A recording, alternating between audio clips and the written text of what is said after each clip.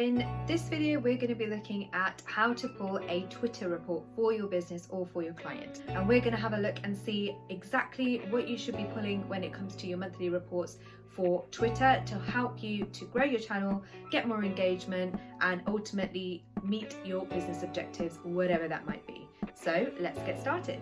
All right, ladies and gents, so the first thing for you to think about when it comes to your Twitter analytics is firstly, you can access Twitter analytics. So if you have a Twitter account, you simply need to log into your Twitter account and then click on the right hand side panel where you will see the more button and ...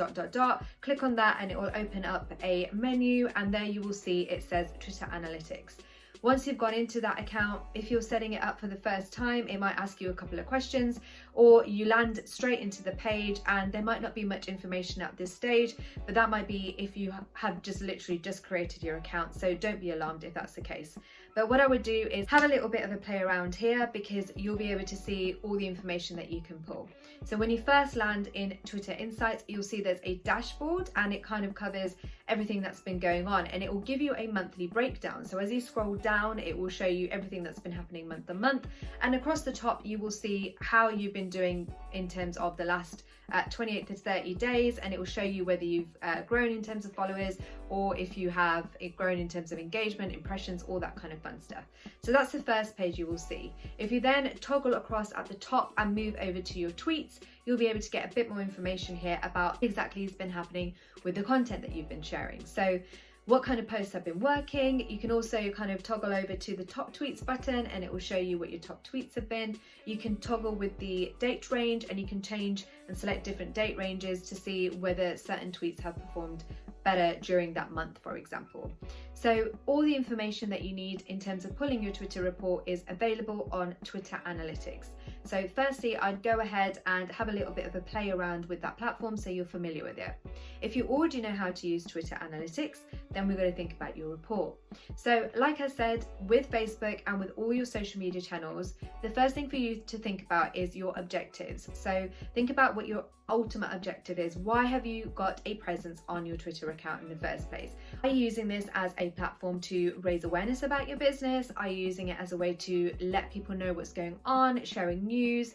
Are you using it to deal with customers? Whatever it might be, think about what that ultimate objective is, and that's where you then go on and break off into your metrics. So you start thinking about, say for example, if you want to grow your presence and raise brand awareness, and you want to be targeting specific people in whatever industry you've created that account for, then one of your objectives might be growth, it might be engagement. You might also want to be driving people through to your other platforms again, or maybe you want to drive really strong conversations on the platform. So whatever your objectives are, think about the metrics that go with that.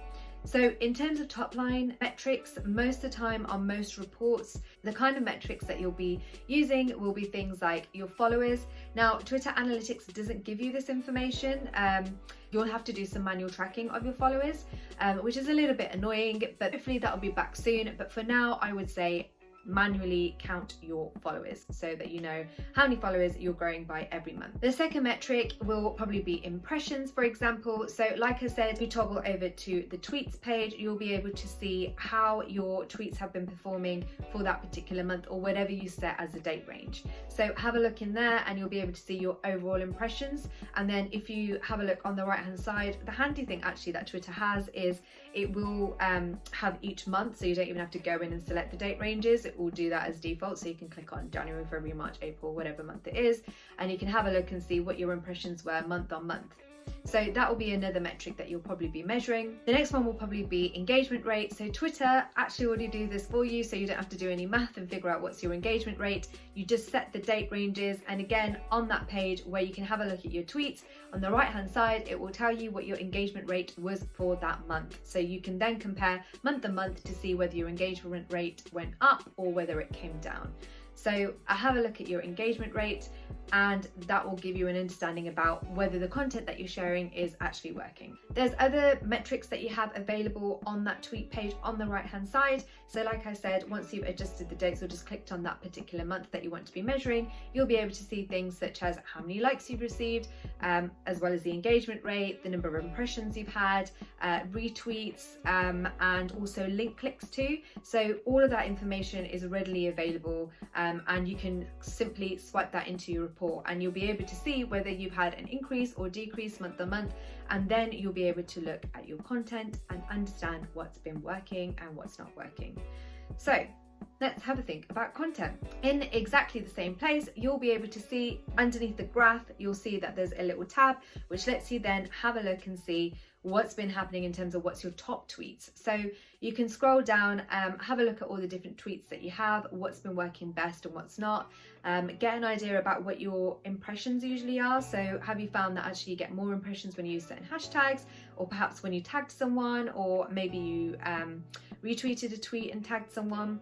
So find out about what tweets and what content is working best for you, and then use those insights to make better content for the following month. As with all reports, once you've had a look and had a deep dive into the figures and what content's performing, you then want to be having a look and pulling those insights so that you can improve the strategy for the following month. So there's no point in just pulling those figures and saying, ta-da, we've had, the engagement rate's gone up again and we've had more impressions, etc., etc. You need to start looking at the nitty-gritty and kind of starting to understand exactly why that's happening and why certain things are working, why certain things aren't working. So in your report, remember to pull out those key insights and say, maybe, for example, we did a tweet and we tagged this particular person. That helped us to reach lots more people in comparison to the tweets where we don't tag anyone and we just use 1 or 2 hashtags, for example. So use those insights, create a list of next steps and think about what you want to test out. So maybe you've started to get an idea that, these hashtags worked, or when we tagged these people it worked, or whatever it might be. Then think about, okay, well, what can we do the following month to improve that activity further, and so on and so forth. As with things such as your timing of posts and the number of posts that you're sharing, again, have a look and see what works for you.